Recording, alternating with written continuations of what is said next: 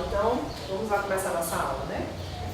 Nós vamos, nesse momento de hoje, fazer essa revisão geral, né? Rever todos aqueles temas que a gente viu desde o início da disciplina, né? Eu sei que é uma disciplina que tem uma densidade de conteúdo muito grande, né? É uma disciplina que tem esse caráter de trazer essa base teórica para outras disciplinas que vocês vão fazer, como por exemplo a de orçamento, que lá na frente vocês vão ver que vai ser uma disciplina mais técnica, vocês vão ver conteúdos mais técnicos, mas que a base vem de agora do que a gente está estudando aqui em Teoria das Finanças Públicas, que é uma continuação do que vocês viram em economia, né, contabilidade pública, então tudo vai seguindo essa lógica, tá? Então aqui a gente vai fazer essa revisão geral, esse apanhado geral de todo o conteúdo que a gente viu na disciplina.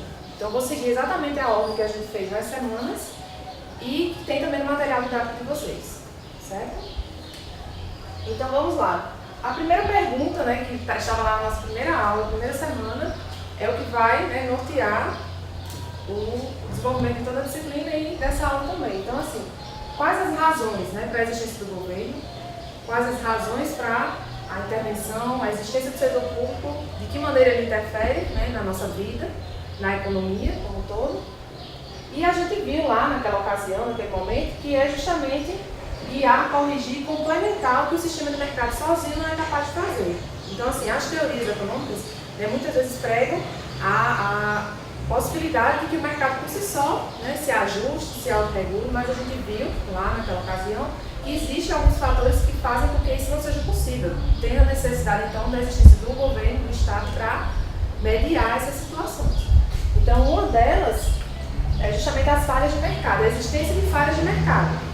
E a gente vai ver alguns aqui das principais, vamos relembrar, certo? E aí a existência dessas falhas, né, desses fatores, desses motivos que fazem com que o mercado sozinho não possa, né, não desenvolva de maneira equilibrada as suas ações. Outra situação, outro motivo, outra razão muito importante é a questão da estrutura legal, a existência de uma estrutura legal que faça com que os agentes, né, possam conviver em equilíbrio, conviver em harmonia. Então, essa estrutura legal, né, para a existência dos contratos, para a existência das relações entre as firmas, organizações, pessoas, é promovida, né, pelo governo. E também, né, a gente não pode deixar de lembrar das questões macroeconômicas, né, a interferência na economia e esse equilíbrio que o Estado também proporciona, que faz com que a gente possa, né, buscar sempre, né, um nível de emprego, estabilidade de preços, taxa de crescimento do PIB. Então, assim, são situações, são eventos, variáveis muito importantes que o governo sempre está, né, atentando para isso, como a gente vai ver lá no final, né, da disciplina da aula, e a gente viu no final da disciplina, mas já antecipando, a gente viu que existe um sistema financeiro nacional, né, com o subsistema normativo, o subsistema de intermediação, e dentro desse subsistema normativo está o Conselho Monetário Nacional, que é a entidade, né, máxima do nosso sistema financeiro, que é justamente onde ocorrem as definições da política econômica, né, as principais definições. Então, isso acontece no âmbito do Conselho Monetário Nacional. Então, tudo isso, né, todas essas razões, todos esses motivos fazem com que a gente precise realmente da intervenção do setor público na nossa vida. Ok? E aí a gente passou também, né, nessa questão dos limites, né, das fronteiras entre setor público e privado, nós passamos por essa situação dessa definição, né, dos tipos de bens e serviços, né? E aí pode gerar um pouco de confusão. Eu busquei aqui na aula de revisão, na aula presencial, trazer, né, com exemplos mais práticos para que a gente possa definir melhor esses tipos de bens e serviços e com isso a gente chegar nas fronteiras do setor público e do setor privado, né? Porque com base nas características dos bens e serviços é que a gente chega, né, quais deles vão ter um caráter mais, né, um caráter público, quais deles vão ter um caráter privado, e aí a gente sabe que não necessariamente o bem público é produzido pelo setor público, né? Então tem essas nuances. E aí eu busquei ser o mais prático possível aqui na nossa aula. Então a primeira característica que a gente destaca é a questão da rivalidade. E aí, como o próprio nome diz, rivalidade, né? É onde, por exemplo, duas pessoas vão competir por aquele bem, por aquele serviço, né? Duas ou mais pessoas. Então tem essa característica de rivalidade. E aí eu trouxe aqui, por exemplo, um prato de petisco de camarão, né? Um camarãozinho lá, um alho e óleo, uma cervejinha gelada. Então existe uma rivalidade nesse bem aí. Então, quem estiver comendo lá o camarão, quem estiver tomando sua cervejinha gelada, é seu, né? Mesmo que você esteja compartilhando aquele petisco, por exemplo, mas a parte que aquela pessoa estiver consumindo é só dela. Não tem como duas pessoas consumirem ao mesmo tempo. Percebem? Então há rivalidade ali. Por exemplo, né, se a pessoa for dividir uma sobremesa porque é mais guloso, né, acaba que a rivalidade vai ser grande. E aí quem come mais vai acabar perdendo mais. Né? Isso acontece comigo. Toda vez que eu vou dividir uma sobremesa com meu marido é um terror. Eu digo logo, você vai querer muito, porque se for, eu vou pedir uma só pra você. Porque às vezes a gente vai dividindo e não dá certo, a gente pega 80%, então a rivalidade é grande, às vezes eu peço duas para não ter essa rivalidade, você come a sua e eu como a minha. Com relação à não rivalidade, aí justamente são bens ou serviços em que várias pessoas podem utilizar ao mesmo tempo, não há essa competição, né? Essa exclusão de um consumir e o outro não. Então no caso aqui eu trouxe dois exemplos, o de defesa nacional e de sinal de TV aberta. Então, não há rivalidade, né? As pessoas utilizam esses serviços sem necessariamente competir entre si, certo? Então, não há rivalidade. Mais de uma pessoa pode se beneficiar para aquele mesmo serviço ao mesmo tempo, ok? No caso de outras categorias, né? Outras classificações que a gente tem, os bens livres e a questão do critério de exclusão. Então, o bem ele é considerado livre quando ele pode ser consumido livremente, como o próprio nome diz, no presente ou no futuro próximo. Não há aquela preocupação com a extinção daquele bem, limitações. Então aqui eu trouxe dois exemplos, que no caso foi o ar puro, né? O ar e a água. Mas assim, há controvérsia, já que a gente sabe que a água, por exemplo, é um bem que hoje já está se começando a ter essa preocupação, né? Em função das limitações, né, que a gente está percebendo, de água potável no mundo. Então, assim, até esses bens a gente não pode dizer assim, que são completamente livres. Por isso que a definição traz que são bens que você pode consumir no presente ou no futuro próximo. Né? Então, a gente precisa dessa preocupação também. E aí, a exclusão acontece quando é possível, né, você excluir aquele bem ou serviço do consumo de alguém. Né? É possível fazer com que alguém não tenha parte, não faça parte daquilo. E aí, quando a gente pensa em exclusão, eu trouxe um exemplo aqui que, assim, claramente a gente percebe que é a questão da propriedade, né? E aí eu trouxe dois casos aqui, a propriedade privada e a propriedade coletiva. A propriedade coletiva é quando só aquele grupo tem direito àquele bem ou àquele serviço. Aí eu trouxe aqui, por exemplo, de uma comunidade indígena. Então, aquela comunidade indígena tem, né, a sua estrutura e só aquela tribo que faz parte, por exemplo, daquele, né, aquela estrutura é designada para aquela tribo específica. Então, outros índios, por exemplo, não vão poder desfrutar daquelas obras, né, daquela estrutura ali que eles têm, certo? Na propriedade coletiva. Então, só aquele grupo tem direito a desfrutar daquele meu serviço. E a propriedade privada, como o próprio nome diz, é daquela pessoa, né, daquele ser, daquele ente específico. Então, por exemplo, nossa casa, né, só quem desfruta daquela casa somos nós e nossa família. Então, assim, uma pessoa estranha não vai poder chegar e entrar na nossa casa e viver, enfim. Então, há essa possibilidade de a gente excluir os demais, né? Da convivência, de desfrutar daquele bem, daquele serviço. Certo, gente? Então, assim, considerando todos esses critérios, essas classificações, a gente chega no resumo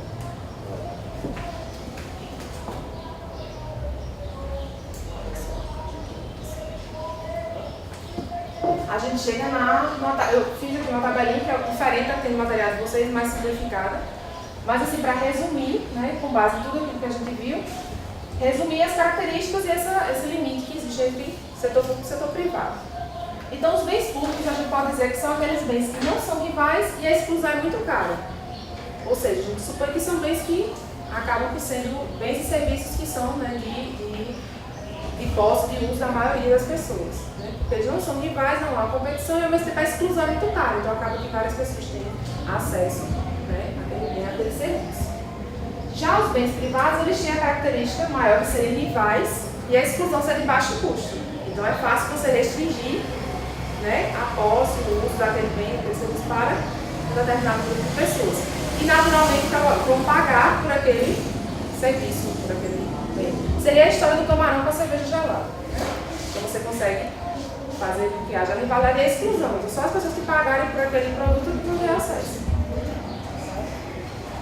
E aí, no nível intermediário, teria os bens de uso comum, que seriam rivais e a exclusão é muito cara. Tá? Então há essa possibilidade de a gente excluir e ao mesmo tempo são bens rivais. Certo? Então há essa fronteira entre setor público e setor privado. E aí lembrando sempre que não necessariamente o bem público ele vai ser produzido pelo setor público. Tá? Ele pode ser produzido pelo setor privado e ser de uso comum. Por exemplo, que inclusive tem no material para vocês esse exemplo, é a questão de, por exemplo, numa área de fronteira em que não há, né, um sistema de segurança, por exemplo, as próprias pessoas que convivem ali começam a fazer uma espécie de segurança privada, né, elas mesmas se responsabilizam por isso e aí acaba que todo mundo se beneficia por aquela atitude.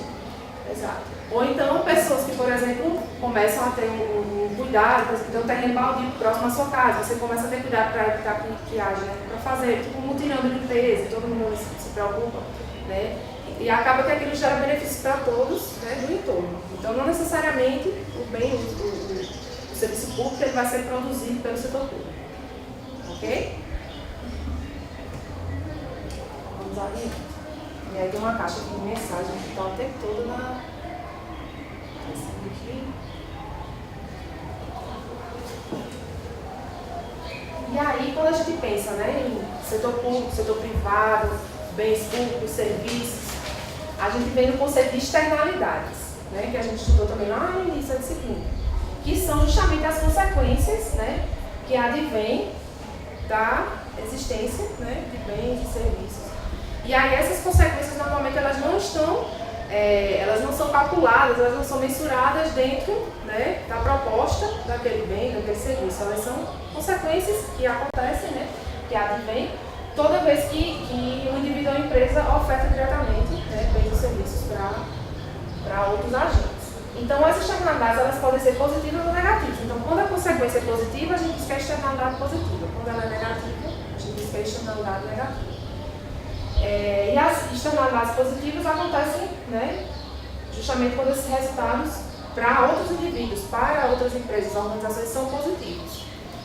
Né? E aí a gente tem como exemplo aqui a questão do investimento em setores de infraestrutura. Então toda vez que há, por exemplo, um investimento em infraestrutura, acaba que beneficia várias pessoas positivamente. Né? Então, por exemplo, a existência de estradas aqui, né, que fazem, né, que interligam a cidade de Araruna com outras. Fazem porque, por exemplo, vocês que não são daqui consigam chegar facilmente para assistir essa aula. Né? Então, a existência dessa infraestrutura facilita. Né? O fato da estrada ser de boa qualidade, existe um calçamento aqui nas ruas, possibilitando que vocês cheguem, né, com mais tranquilidade, né? Fazem com que existam consequências positivas. E aí, como consequências negativas, a gente poderia, por exemplo, citar a questão dos resíduos das indústrias químicas, né, que são, por exemplo, despejados no mar, nos rios, que acabam poluindo aquela água. A poluição do ar pelas empresas, né? Então, assim, por um lado, aquela empresa está produzindo bens e serviços, mas por outro, ela está gerando consequências negativas para a sociedade como um todo, tá? Seria esse caso da poluição dos resíduos, certo? E aí, de que forma, no caso, o Estado poderia intervir, né? No caso das externalidades? Porque são consequências que, né, a gente muitas vezes não consegue impedir que aconteça. Então, como intervir nesse caso, né, para minimizar, ajustar esse equilíbrio ou desequilíbrio, né? No caso, as positivas ou as negativas. No caso das externalidades positivas, há essa produção direta ou a concessão de benefícios para quem faz, né? Quem proporciona essas externalidades positivas. E aí, por exemplo, a questão do saneamento básico, né? Então, toda vez que o governo investe, né, em saneamento básico, acaba gerando consequências positivas. Ou outro exemplo que a gente poderia dar seria a concessão de benefício fiscal para empresas que praticam ações, por exemplo, de responsabilidade social. Né? Então, o fato de o governo gerar, conceder esse benefício fiscal, acaba que incentiva empresas a fazerem essas ações positivas. Certo? Então, ele pode intervir dessas duas formas. Por outro lado, né, para tentar coibir as externalidades negativas, aplicar multas ou impostos para desestimular as externalidades, né, negativas. E aí a gente poderia citar aqui a tributação mais alta para as chamadas drogas lícitas, né, álcool, o tabaco, né, o cigarro. Acaba que são produtos que têm uma tributação muito alta, justamente para incentivar, né, o não consumo desses produtos. Eles acabam passando por uma tributação mais alta. Outro exemplo que a gente poderia dar são, por exemplo, as multas, né, de trânsito para quem o motorista que dirige embriagado. Então, atualmente, com aquela história, né, da lei seca, né, recentemente, a gente está com uma punição mais severa, né, para aqueles motoristas que forem pegos dirigindo embriagados. Então, é justamente uma forma de buscar coibir as consequências negativas que advêm naquela atitude daquela pessoa. Né? Por exemplo, atropelar uma pessoa, muitas vezes até, quem sabe, até matar uma pessoa, né, em função de dirigir de maneira irresponsável. E a regulamentação, que a gente vai discutir um pouco mais à frente, né, de que forma essa regulamentação acontece. Outra falha do mercado, né, chamada falha do mercado, outra característica do mercado, que acaba que também demanda essa existência do Estado, essa intervenção do Estado, são a existência de monopólios. Né? Que aí eles acontecem justamente quando fica mais barato um determinado grupo ou uma determinada organização produzir bens ou serviços. Né? Então acaba que muitas vezes naturalmente se formam, né, esses monopólios.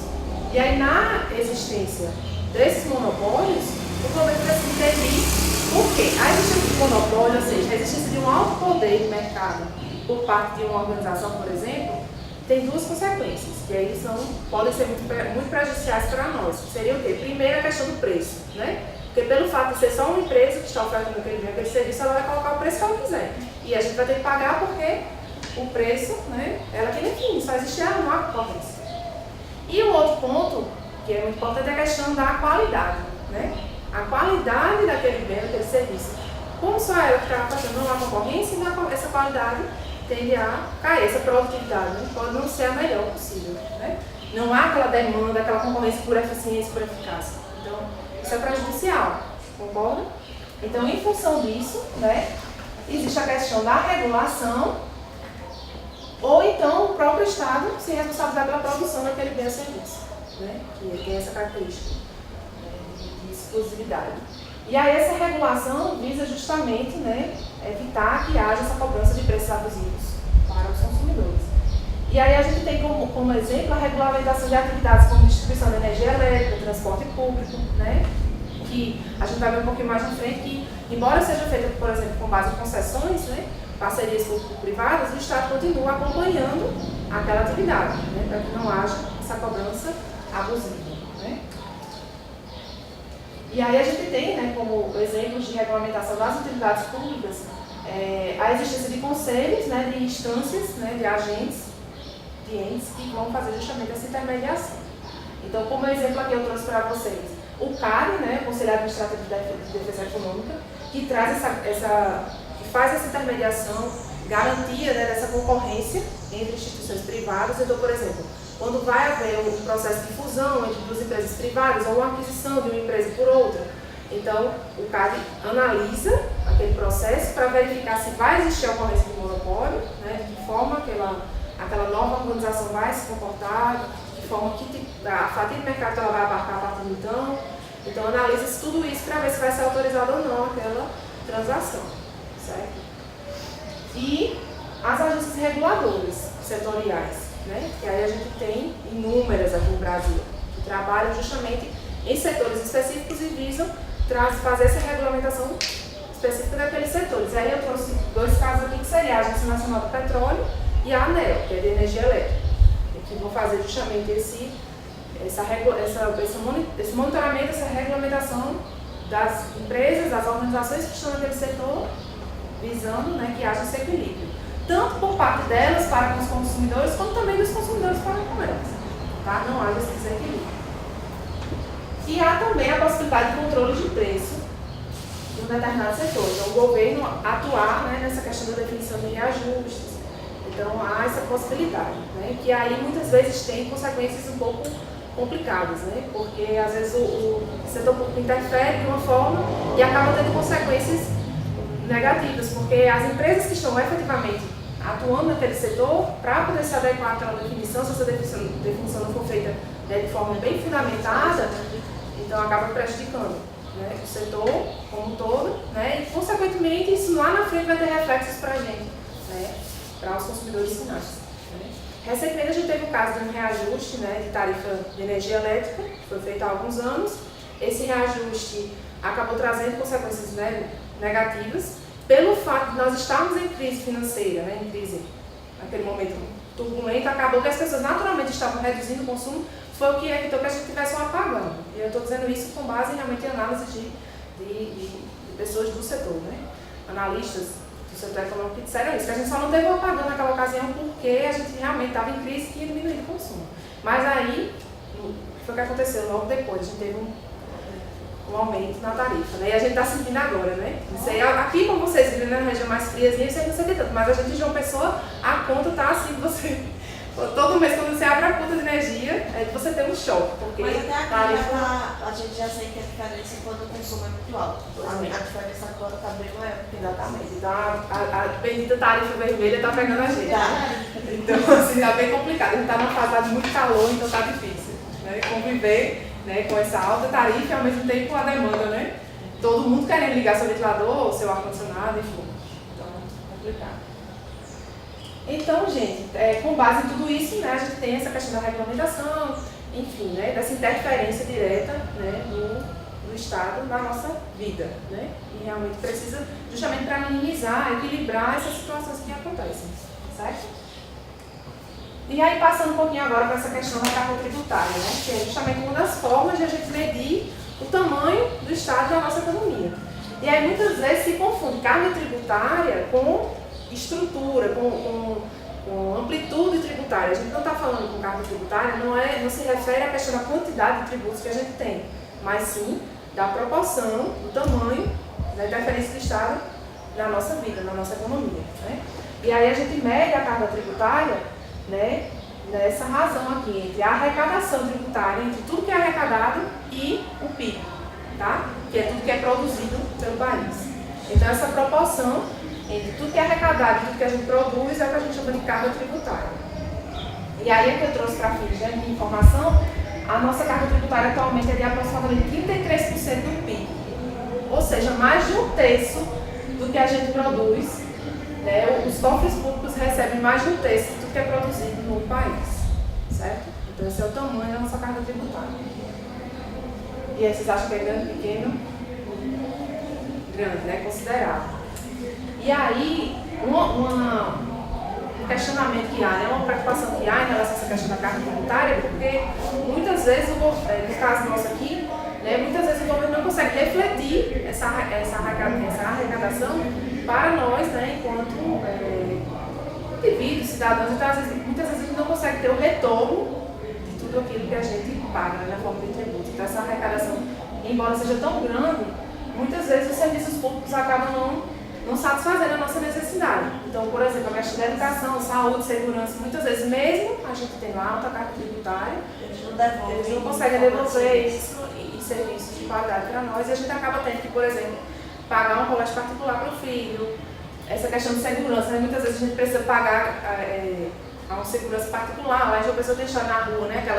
Aqueles seguranças que eu passei no rapaz na moto, enfim, você acaba tendo que pagar para aquela pessoa, acha que quando você vai chegar em casa, você liga, avisa que está chegando, aí a moto vai para frente da sua casa para você abrir o portão e entrar, né? Uma segurança privada. As empresas, principalmente, precisam trabalhar, né? Muitas vezes com essa questão de monitoramento, segurança privada mesmo. E a saúde, né? Porque muitas vezes a gente tem que pagar um plano de saúde, ou ir numa policlínica, pagar uma consulta particular, porque a gente não consegue ter acesso fácil, né, a saúde pública de qualidade. E aí eu trouxe aqui para a gente também de comparação, né, as maiores cargas tributárias do mundo, né, em relação ao PIB, e aí nós estamos aqui na posição 14, né, o Brasil.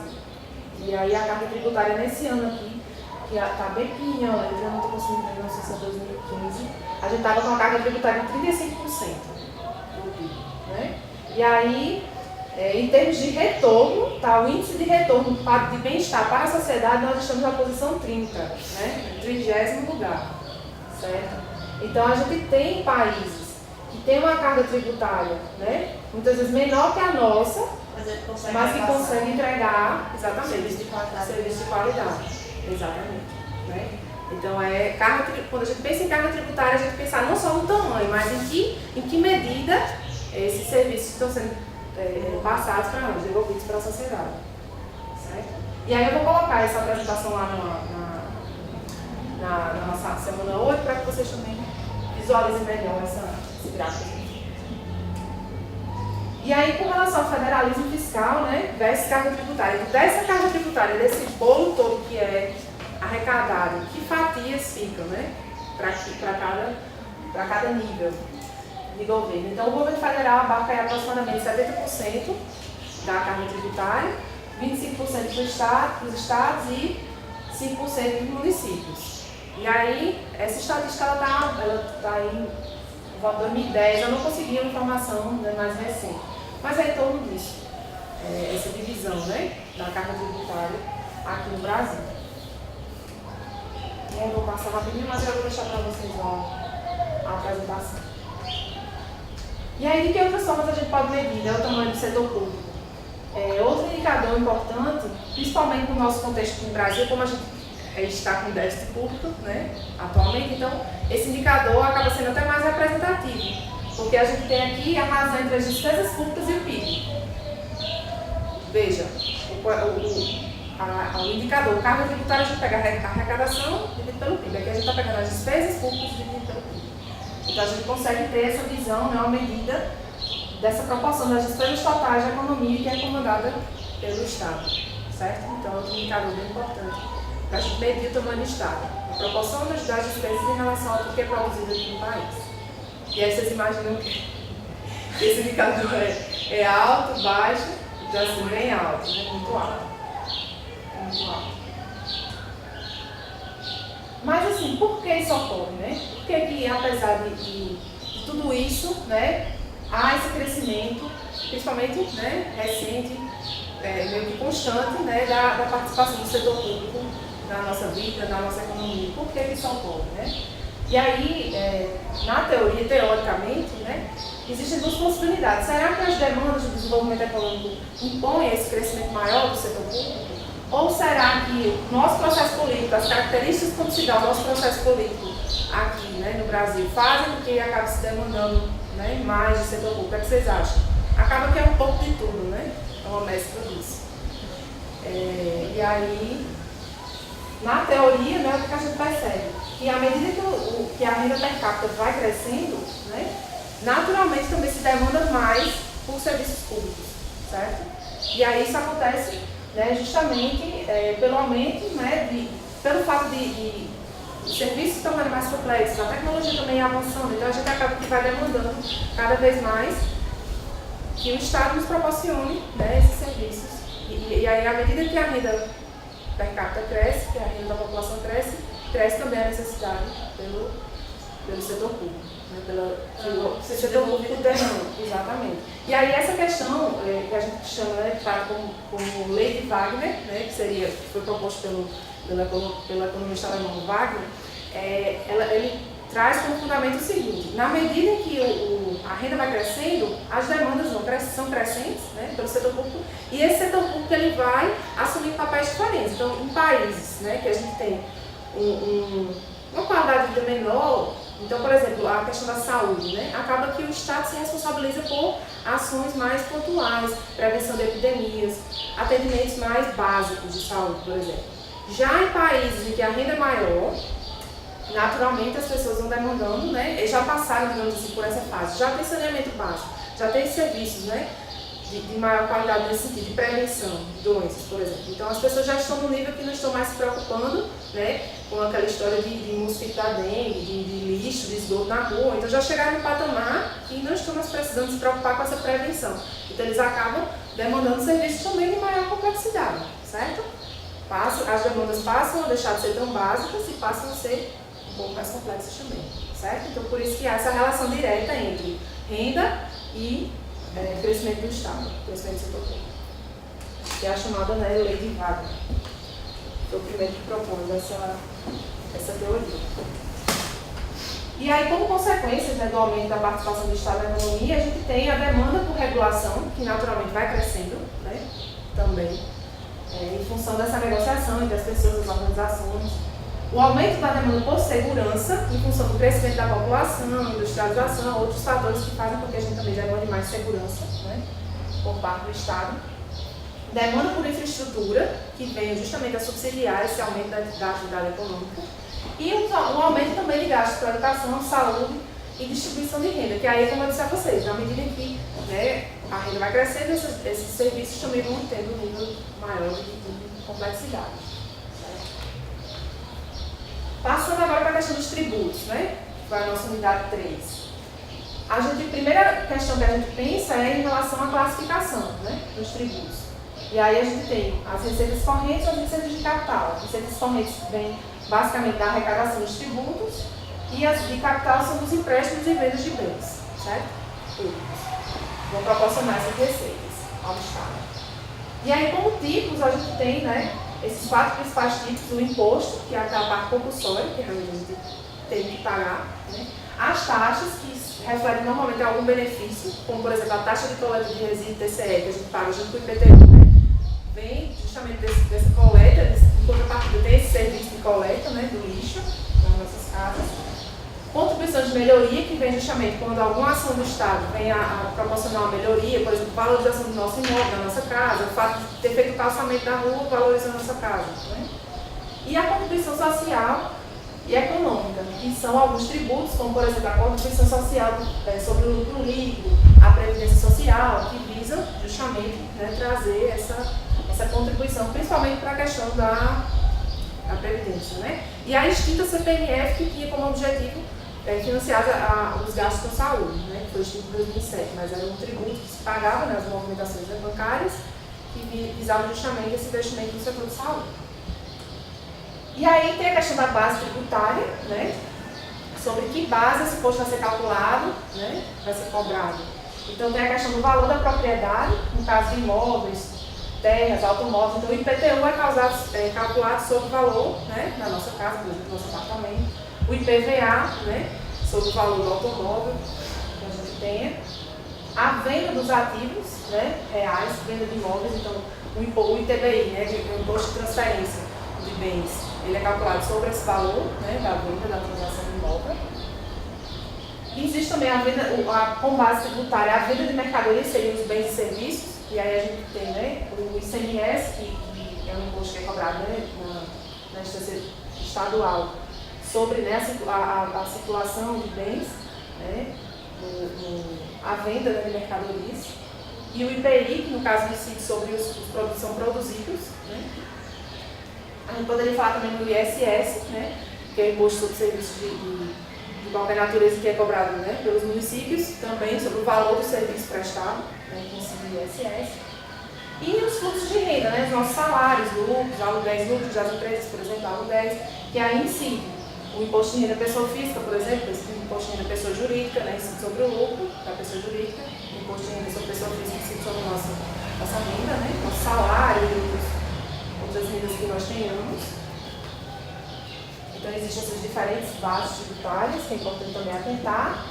E os principais tributos, né? Que aí a lista aqui no Brasil é bem grande, bem extensa. E aí eu trouxe só alguns aqui, né? Os principais, alguns de competência federal, outros estadual, outros municipal. E aí é importante também vocês, né, revisarem tudo isso. A gente não tem tempo para ver tudo isso aqui no detalhe, né? Cada um desses tributos. Mas enfim, né? Revisem, pesquisem, porque isso é muito importante. A gente precisa conhecer, né, nossa estrutura tributária, o que nós pagamos, a quem e de que forma aquele tributo retorna, né, para que é utilizado aquele recurso. E aí dois conceitos também importantes, essa questão da incidência legal e a incidência econômica. A incidência legal é justamente sobre a base tributária, a gente paga para onde vai esse recurso. E a incidência econômica vem justamente da possibilidade de ajuste no preço daquele bem ou serviço, em que a empresa repassa aquele valor que ela está pagando, porque na verdade, por exemplo, quem está arrecadando é a empresa, mas ela pode repassar aquele valor no preço, né, do meio de serviço. E aí acaba que nós, né, pagamos por aquilo, o valor que está ali embutido aquele tributo, certo? Então a incidência legal, a arrecadação é feita por aquele ente, mas acaba que ele pode repassar aquilo ali pra gente, certo? Então aqui no Brasil, assim, também fica aí a dica para vocês. Sempre que vocês comprarem um bem, um serviço, enfim, por exemplo, vai abastecer a moto, vai abastecer o carro, pega o cupom fiscal, verifica o percentual. Vai comprar um produto, verifica o percentual de tributo, né? Que incide sobre aquele bem e serviço. E aí a gente começa a atentar para essas questões, que são muito importantes para o nosso dia. E aí a gente vai para as despesas, né? Que é a nossa unidade 4. E aí, como são feitos esses gastos, né? Os gastos públicos? Qual a finalidade? E aí a gente sabe que existem essas classificações, pela finalidade, pela natureza, né, daquele gasto. Tem a questão também do orçamento, que a gente sabe que existe o orçamento, existem as contas, né, específicas, e de que maneira, né, as instituições, o setor público, ele vai gastar aquele recurso. Tá? Então, assim, o interessante é que no curso de administração pública, né, que vocês estão fazendo, ele tem uma natureza bem peculiar, bem diferente da administração privada. A administração de organizações públicas é muito diferente da organização privada, porque a organização privada, o gestor não está preocupado diretamente com essas questões de onde eu vou, em que rubrica eu vou enquadrar, em que conta eu vou enquadrar esse gasto.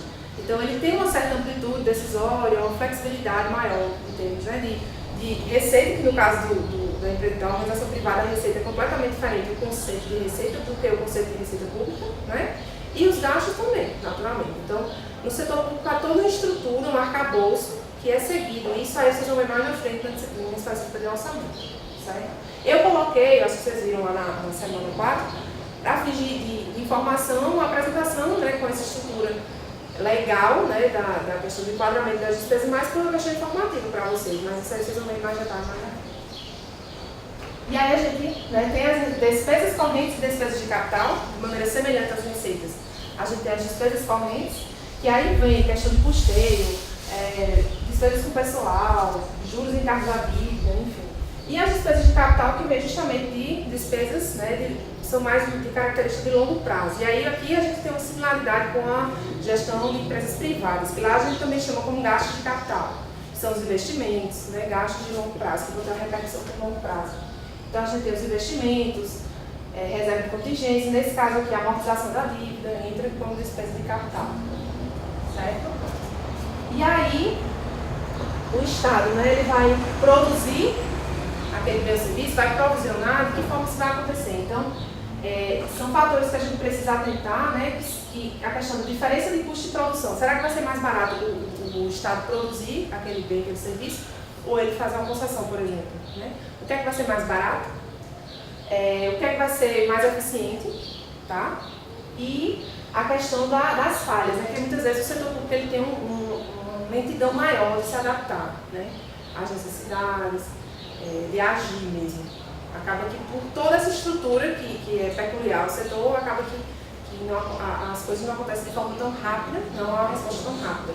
Então, muitas vezes o Estado pode optar por não produzir aquele bem ou serviço e aquele gasto ele não vai acontecer de maneira direta, ele vai, né, fazer de maneira indireta, por meio de uma concessão, uma parceria privada, né, que é justamente quando o Estado fornece essas concessões para que essas empresas privadas explotem determinadas atividades que poderiam ser feitas pelo Estado, mas acaba que se opta por ser feito pelo setor privado. E aí eu trouxe aqui como exemplo, né, a questão de construção de estradas, por exemplo, né, que aí é muito comum, né, quem já viajou para grandes cidades, é muito comum a gente ver a questão de estradas privatizadas, né, estradas privadas, que a gente para lá, paga uma hospedagem, né, e aí existem duas formas, né. O Estado pode repassar a construção daquela estrada, né, como pode também repassar a administração daquela estrada, para que o setor privado administre aquela estrada, fique responsável e cobre, né, a hospedagem, aquela taxa, né, por utilização daquela rodovia, certo? E aí, normalmente, são rodovias normalmente não, obrigatoriamente, porque o setor privado ele tem que prestar contas daquilo. Então, assim, normalmente são rodovias de ótima qualidade, né, um telefone de emergência a cada 2 quilômetros. Então, assim, tem toda uma qualidade pelo fato de ser justamente esse acompanhamento acaba sendo mais intenso, né, do que uma estrada pública que muitas vezes passa anos esburacada, né, e daqui que haja todo um processo para recuperação daquela estrada acaba demorando muito, né. Então, muitas vezes, essas parcerias público-privadas trazem, né, reflexos muito positivos para nós, né, para a sociedade como um todo.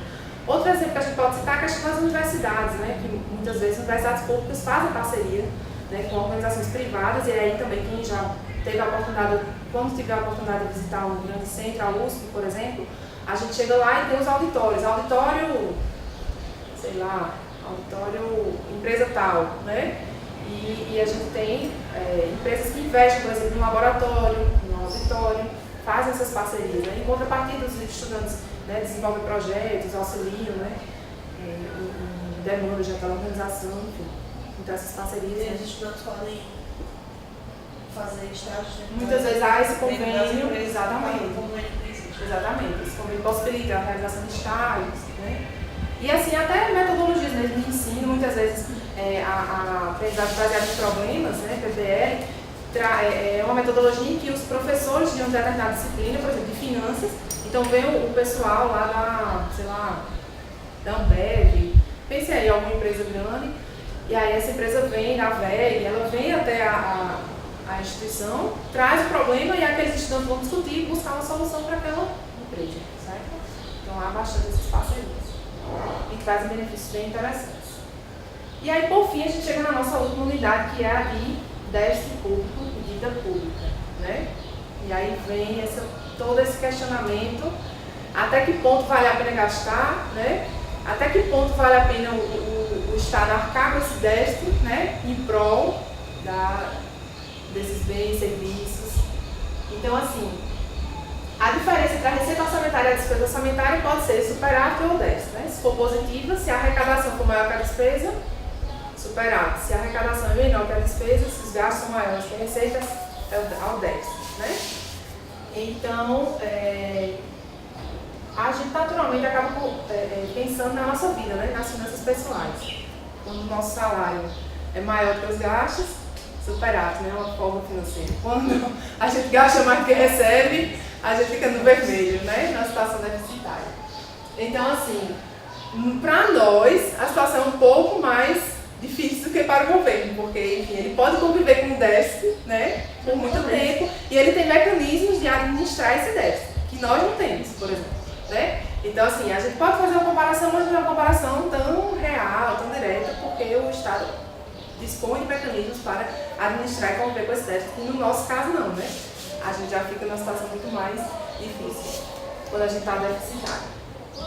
Então, assim, muitas vezes vale a pena, ainda assim, o Estado arcar com dívidas altas, né, em prol do desenvolvimento, do crescimento, porque, no caso da gente, assim, né, vamos supor, a gente vai comprar um carro, então a gente pode ter duas opções, ou a gente vai até uma concessionária, uma loja, a gente financia aquele carro, não estou não tem dinheiro nenhum, a gente vai lá e financia 100% do valor do carro, se a gente tiver crédito para isso, claro.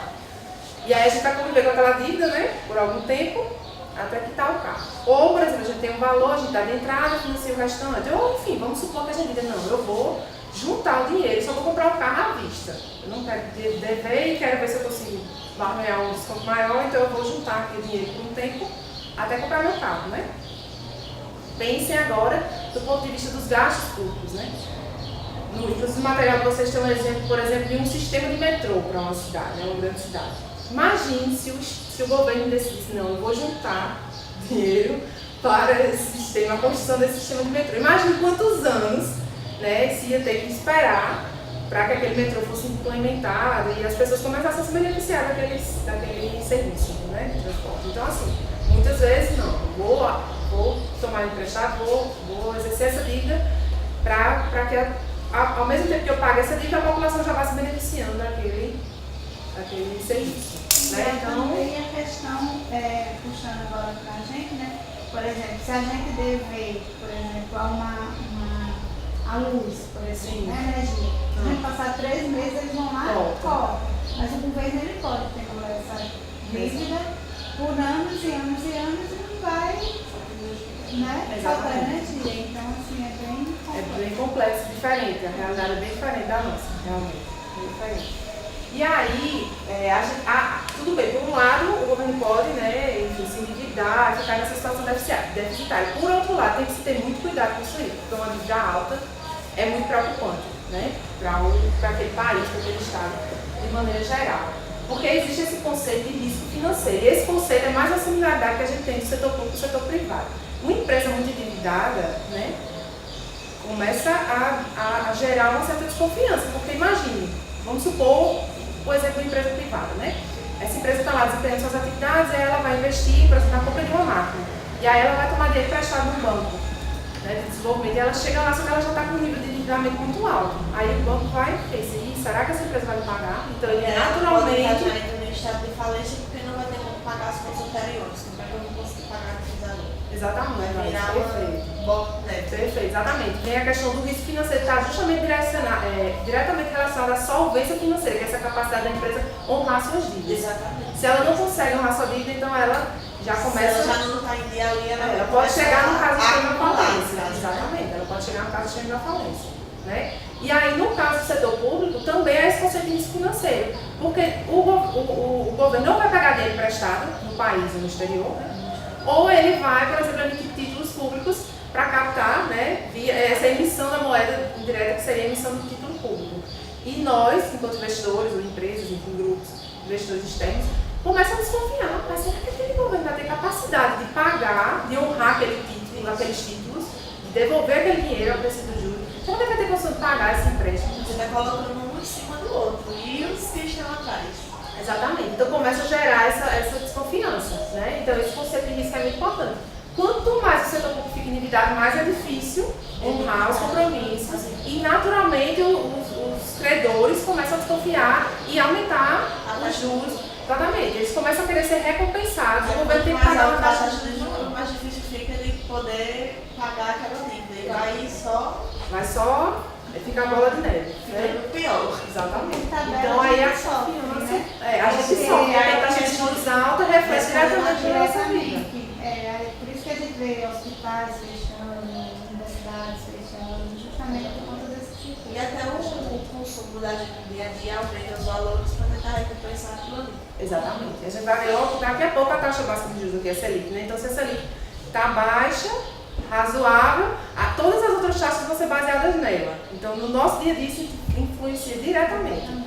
Agora, do ponto de vista de quem está emprestando dinheiro, aí quanto maior o risco financeiro, maior o retorno que aquele credor vai exigir para investir naquele país. Então, aquele país tem que aumentar a taxa para poder recompensar aquela pessoa que está emprestando dinheiro. Para provar que ela vai realmente cumprir. Exatamente. É a mesma coisa, exatamente, é a mesma coisa nós, por exemplo, vamos pensar a gente como pessoa física, a gente vai pegar um empréstimo no banco, e vamos supor, sou servidora pública, eu vou pegar um empréstimo consignado, então o risco menor, eu consigo uma taxa menor, mas vamos supor que eu esteja negativada e eu vá até uma financeira que faz empréstimo para negativada. Obviamente a taxa vai ser muito maior, porque o risco é muito maior, né? O risco de nada, por exemplo, mesmo que você vai conseguir dinheiro, só que você vai pagar taxa triplo, né? Exatamente. Justamente porque você não está apta a receber. Exatamente. Então o conceito é exatamente esse. E aí, de novo aqui a caixa de diálogo aqui diretamente. E aí, justamente como forma, né, de o governo melhorar a sua imagem de torcedores, ele precisa comprovar que ele tem condições de pagar pelo menos os juros da dívida, certo? Porque assim, também nas empresas privadas a gente tem a questão das despesas financeiras, são os juros, mas a gente tem a amortização, né, os pagamentos principal, que é justamente a amortização daquela dívida. Toda vez que a gente pega dinheiro emprestado, vamos supor que a gente comprou o carro financiado.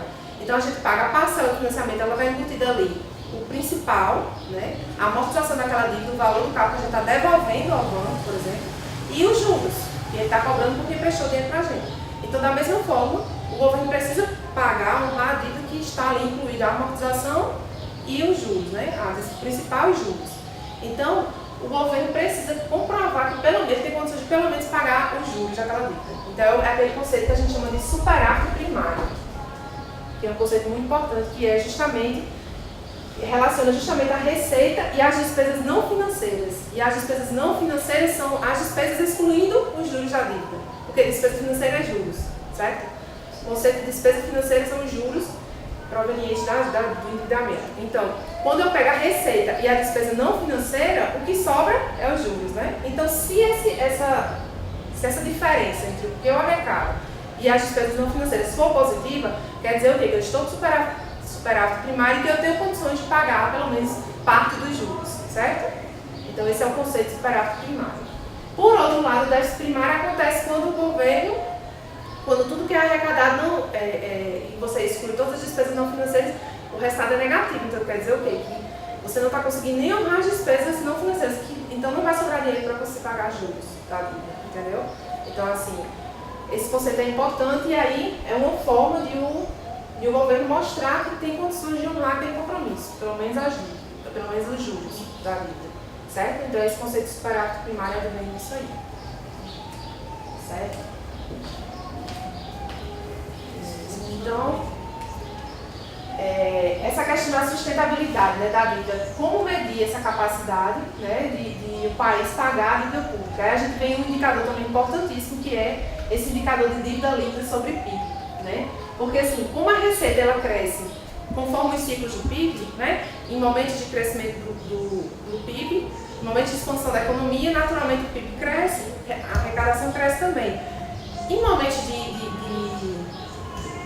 dificuldade econômica, por exemplo, né, em momentos de crise, a gente acaba que tem uma queda, né, do PIB, a receita cai, mas não necessariamente a despesa cai, né? Então tem isso também. A receita ela acompanha assim, o PIB e a despesa.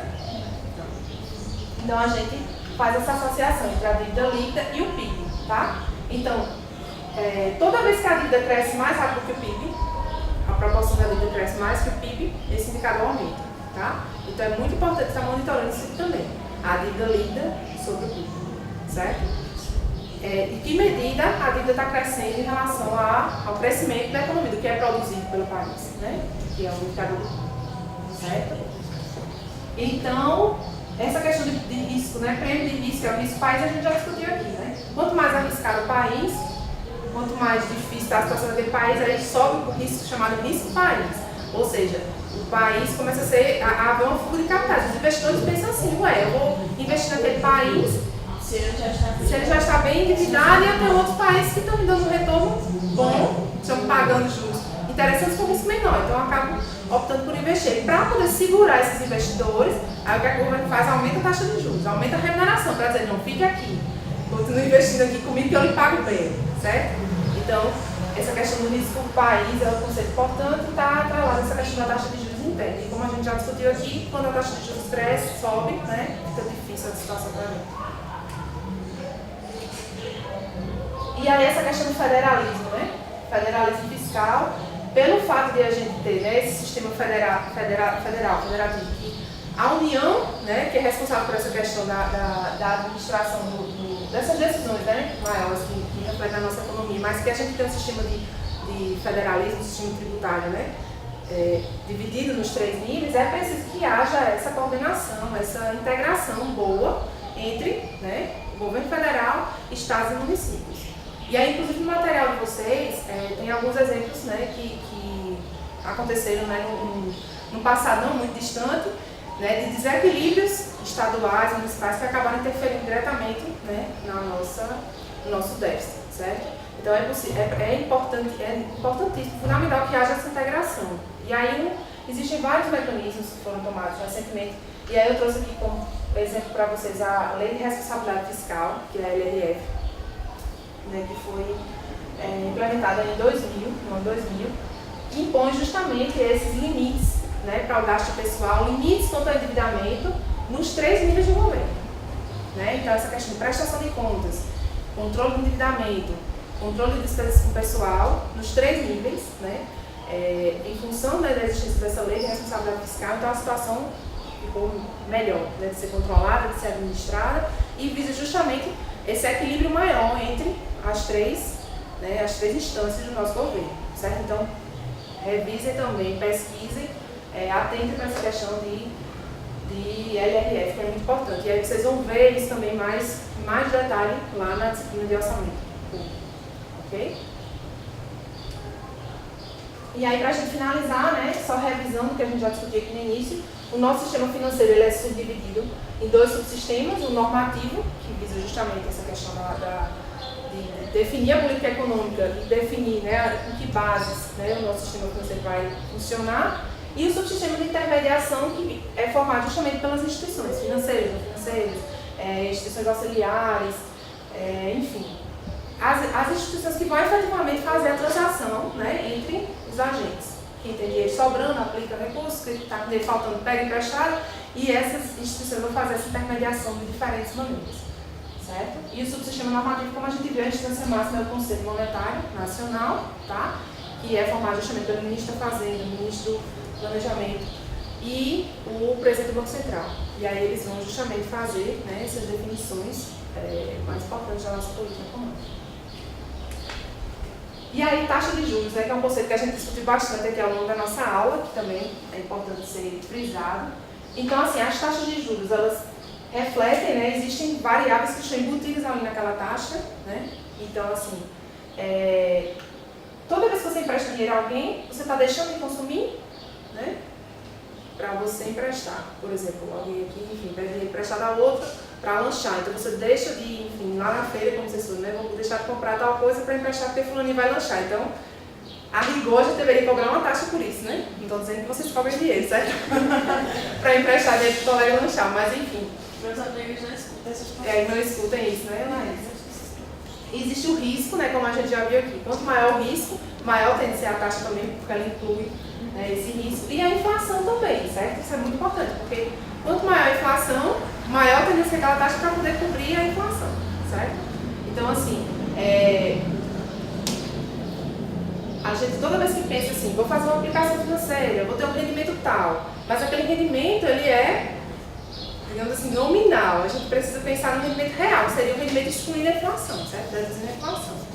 Então, assim, às vezes eu penso, na poupança eu estou ganhando lá meus 6 e pouco, né, 6% arredondando, 6% ao ano, mas tira a inflação para ver quanto é que fica, né? Então, assim, tem que ver isso aí. E a nossa taxa básica de juros é a Selic, né? E ela é a referência para todas as demais taxas de juros, tá? E aí, o que acontece com a Selic? A gente estava aqui em 2012 com a Selic em torno ali de 7,25, né? Aí a gente subiu, chegou aqui no máximo, entre 2014 e 2015, início de 2015, 14,25 estava a nossa taxa de juros. Então, assim, pensando do ponto de vista dos investidores, né, que estavam comprando títulos de dívida do Brasil, investindo no Brasil, estava muito bom, né? Imagina, ganhando 14,25 por ano. E aí a gente conseguiu, né, reduzir essa taxa, né, o Comitê de Política Monetária, né, que é quem define periodicamente a nossa taxa de juros. Aí vocês a partir de agora prestem atenção. Toda vez que no Jornal Nacional, por exemplo, em qualquer jornal disser, o Copom se reuniu para definir a taxa de juros, se vai aumentar, se vai diminuir, se vai manter. Então a gente hoje está com a taxa de 6,5%. Aqui está 6,75% porque é uma informação de fevereiro desse ano. Foi o gráfico mais bonitinho e mais recente que eu consegui pegar, mas a nossa taxa já caiu um pouquinho mais. Então, assim, hoje, né, rendimentos de títulos de renda fixa já não estão tão atrativos como antes, porque, enfim, é diferente você ganhar 14,25 no ano e ganhar 6,5, né? Mas, por outro lado, para nós, a situação está melhor, mais confortável, né? Nossa economia está começando a se recuperar e agora, por exemplo, se a gente for pegar um empréstimo para financiar nosso carro, se a gente for financiar nosso carro, pegar um empréstimo, as taxas de juros vão estar mais atrativas, porque vão estar, em comparação a 6,5%, não vão estar, né, mais como base 14,25, exatamente. Então, assim, taxa de juros, existem formas de você ganhar dinheiro quando a taxa de juros está alta. Por outro lado, a economia toda sofre, né?